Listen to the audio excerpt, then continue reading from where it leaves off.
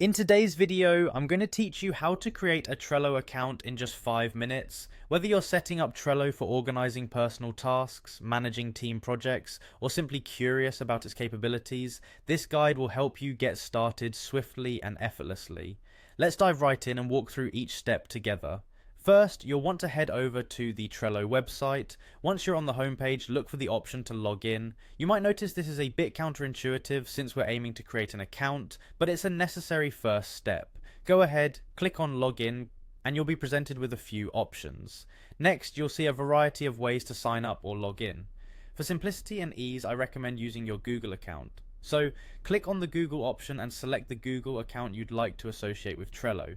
This not only helps streamline the sign-up process, but also simplifies future logins. Once you've selected your Google account, click on Get Trello for free.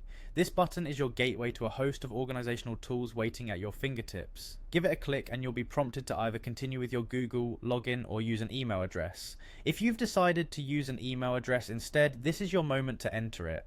However, remember the Google option remains the fastest route.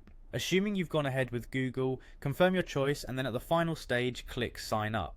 Now Trello might present several steps designed to help you set up your first board or team. While these can be beneficial, they aren't mandatory at this moment. You can choose to skip these initial setup suggestions and focus on completing the basics first.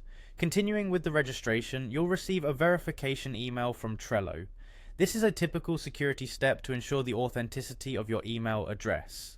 Head over to your email inbox, locate the email from Trello, and open it. Inside the email, you'll find a link to verify your account.